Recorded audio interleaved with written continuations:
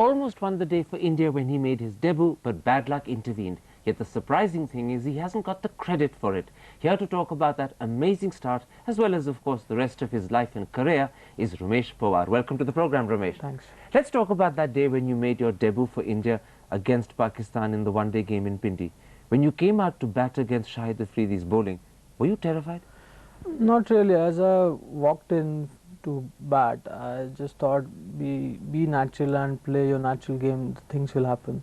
In fact, you scored on the very first ball. Yeah, very first ball I got in the middle, and that gave me a lot of confidence. And then on, I think I grew in confidence, and I was helped with the Balaji. Before we come to Balaji, immediately after you scored off that first ball, Moin Khan whispered in your ear, didn't he?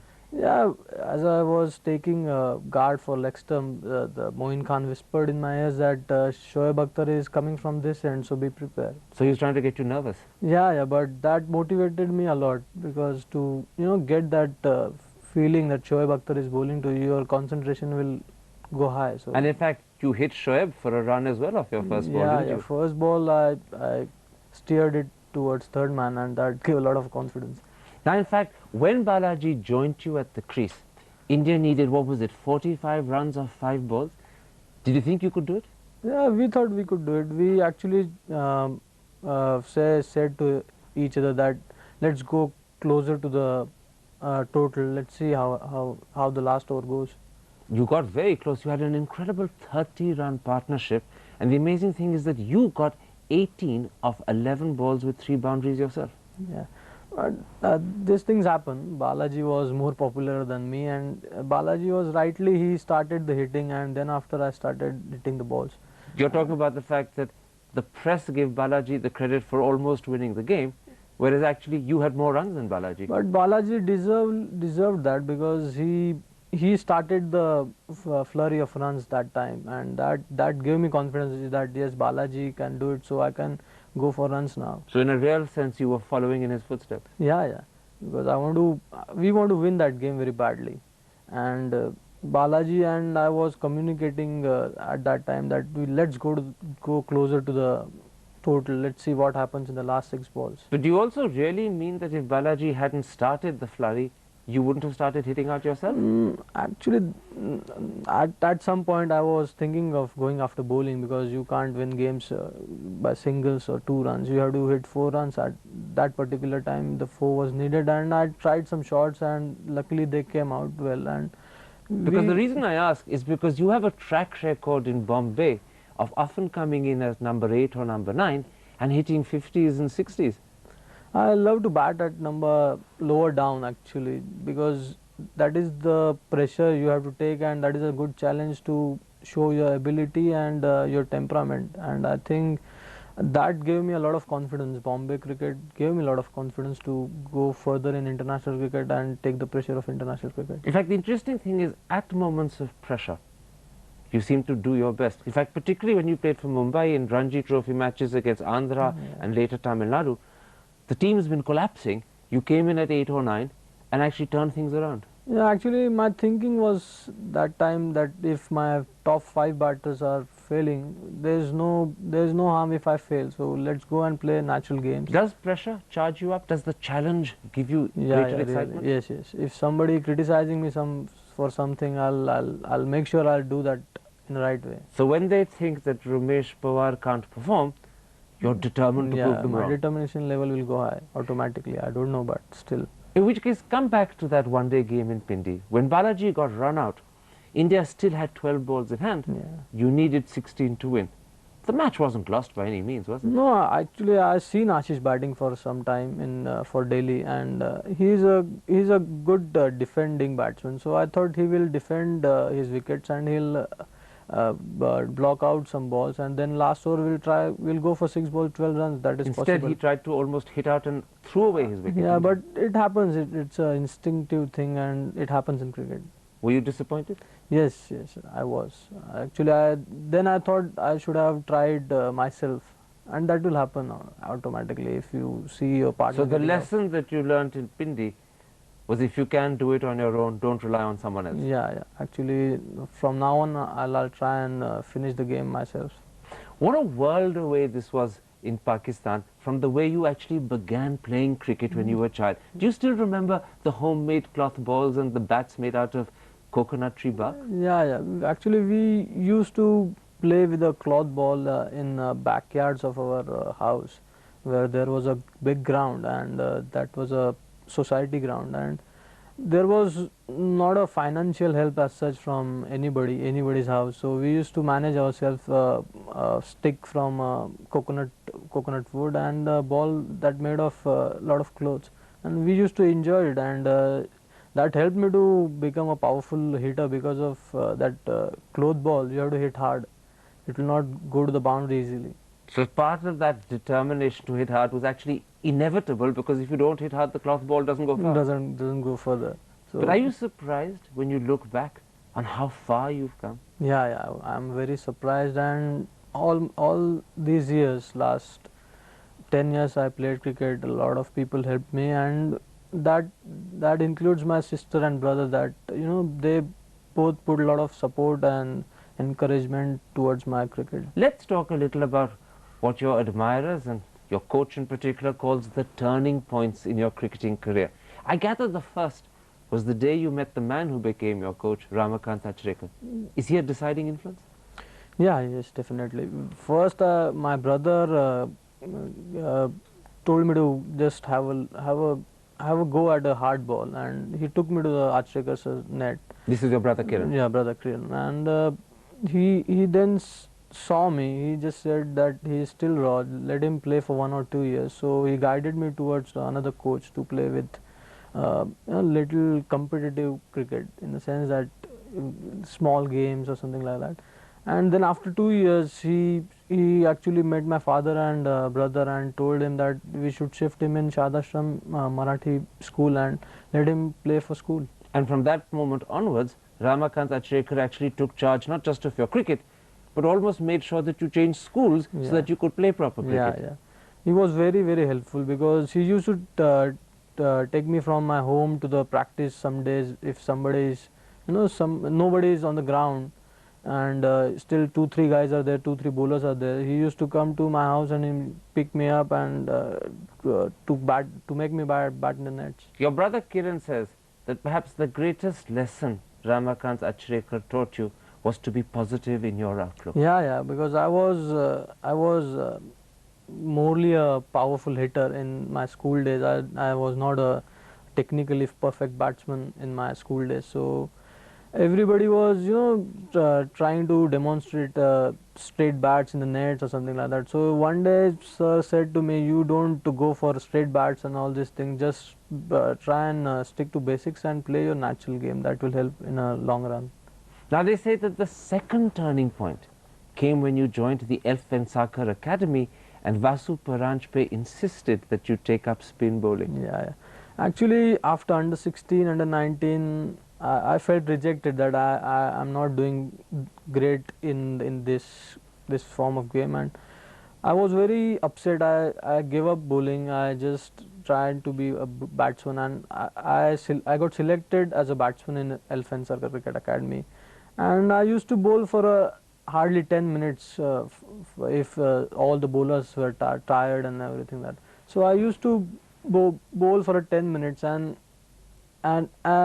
one day, I don't know what happened, my bowling was going good, and Dilip Venkata sir came and he said that you can bowl good. Vasu sir encouraged me at that particular time, and the next day I started bowling for an hour or 2 hours, and that helped me to be a good spinner. But is it really true that if Vasu Paranjpe hadn't pushed you to be a spin bowler, you might never have taken up spin bowling? Actually, yes, because he wanted me. He seen some temperament as a spinner in me, and in fact, a temperament that you didn't see in yourself, because you were pretty reluctant, weren't you? I was very, very, very reluctant. I was not serious about cricket that time.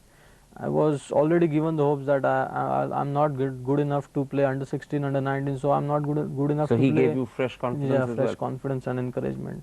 And now I believe that there was a third turning point. It happened just a few years later. You were still in your teens. Technically, you were playing for MCA Colts, but they didn't actually give you a chance to play. and you took one of the most difficult decisions you've ever taken. Yeah. Do you remember it? Yeah, yeah. At that time I got selected for a tournament called Police Shield, and it is a Ranji Trophy selection tournament.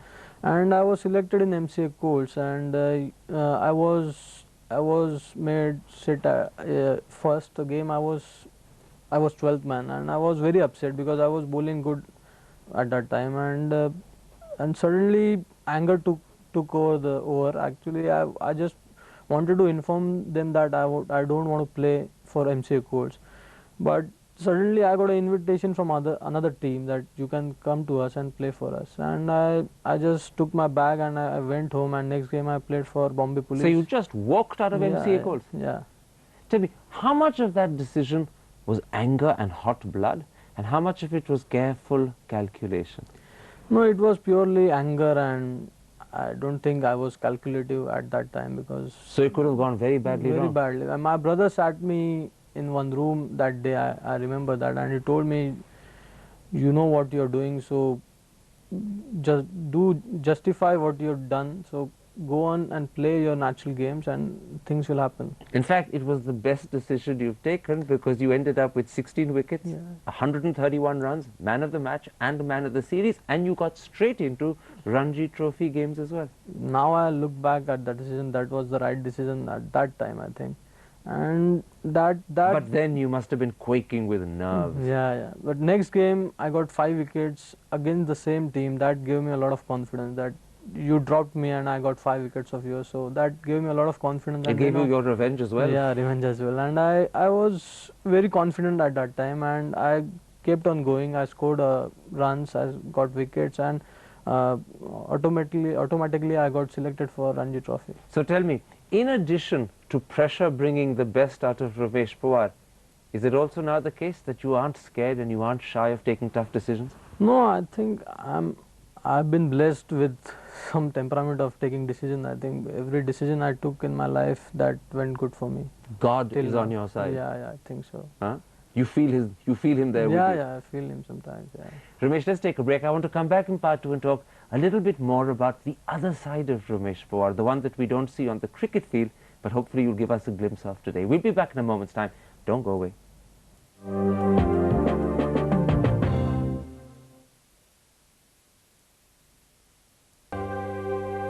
Welcome back to Face to Face. My guest is Ramesh Powar. Let's talk about your childhood. I gather it wasn't one of great luxury and wealth. My dad used to work for Children's Society as a male nurse, and my mom used to sew some clothes to earn some money. And it was really hard time for them. They used to work very hard to keep the family happy. In fact, your father's salary was 2,500 rupees a month. Yeah. Keeping a family of 5 on that must have been pretty difficult. It was very difficult. He used to work in the morning at a milk shop to earn some more money, and we were a happy family. We weren't complaining about anything. We enjoyed each other's company at that time. So and we were even though very you close. weren't wealthy, you were content. Yeah, we were very content. We used to have good meals together. We used to have a good Sunday meal at our house, and we used to stay together very close. Now, in fact, as a child, the person that you were really close to was your mother. Yes, I was very close to her. And as a younger one, I was sister and brother used to complain that mother don't look at us, and just her focus is only on Ramesh. Absolutely. Your sister says that your mother used to overfeed you. Yeah, that's why I put on a lot of weight that time, and I'm still struggling to get off it.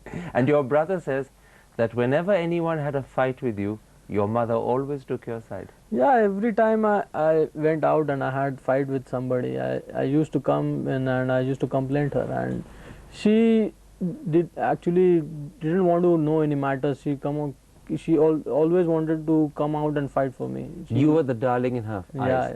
Yeah. I was very close to her. Yeah. Although she perhaps spoilt you, there was a time when she caught you stealing money, and she was very upset, wasn't she? Yeah, very upset. I regret this now, because now I understand what that money means to her. Because as a child, I used to steal some money, 1 or 2 rupees from her saving bank to buy some chocolates and eat it.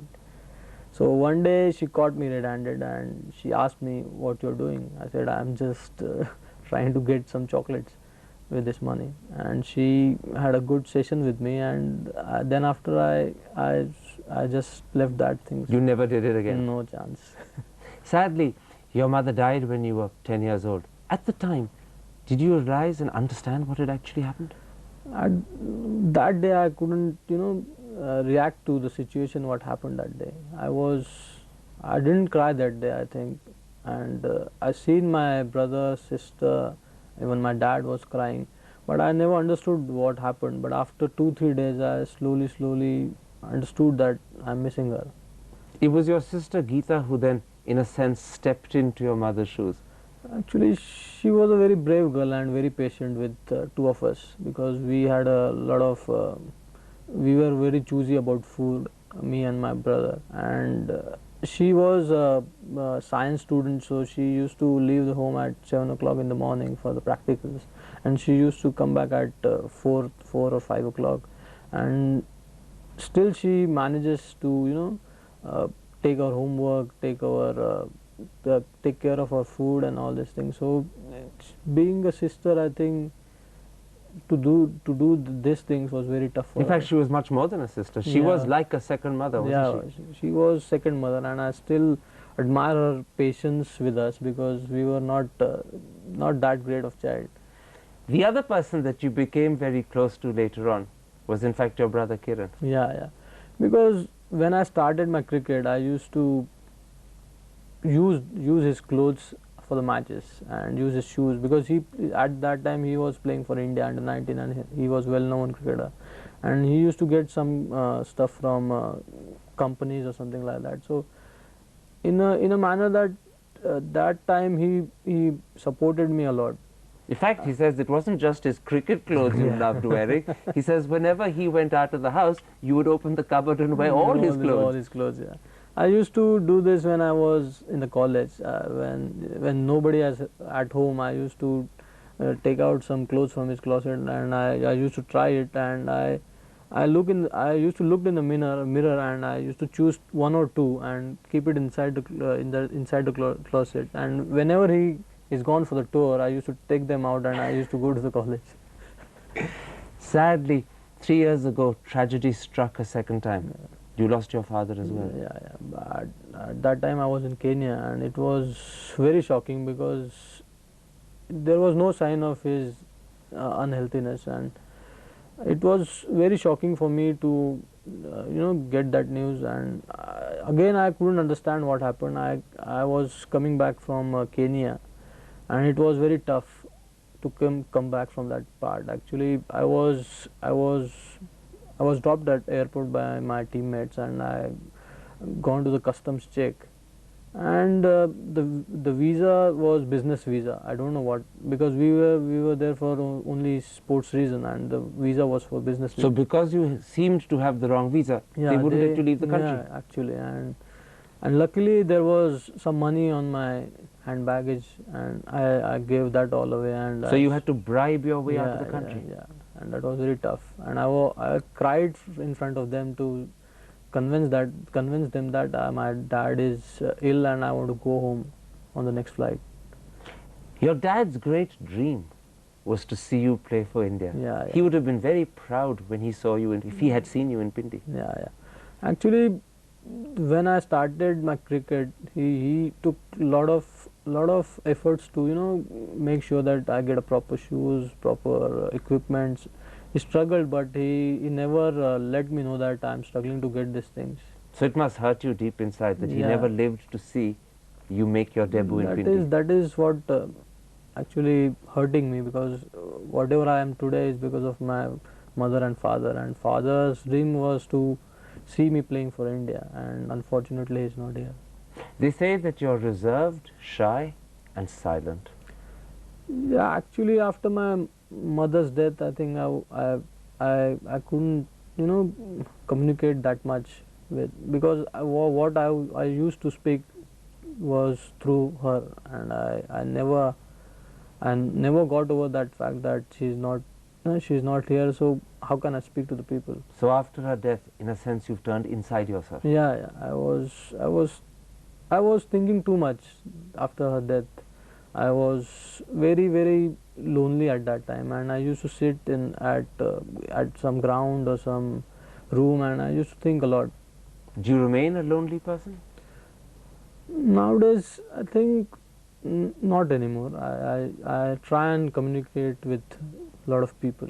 But your brother says that even at team meetings, he never talks. No, I can't talk. If some question arise, then I'll speak. If But not otherwise. Not otherwise.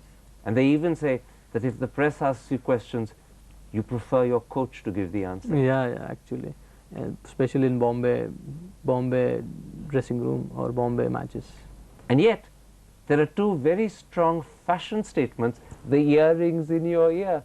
You're a shy person, but you definitely know what you want for yourself. Yeah, I used to be very simple about my clothing and about my look, but suddenly I don't know what happened. First year of Ranji Trophy, I said to myself, just have a go at new things, and I tried different things with myself. That's when you got your earring. Yeah, earring. And the second one happened just 3-4 months ago. Yeah, and just 1 month ago, I think. 1 month ago? Yeah, actually, I was going for a Dharamshala match before this Indian selection, and I went to a jewelry shop and I looked it and I said I'll wear it, and that Dharamshala game I got selected, and I said I'll keep this. I think it seems to be lucky for me.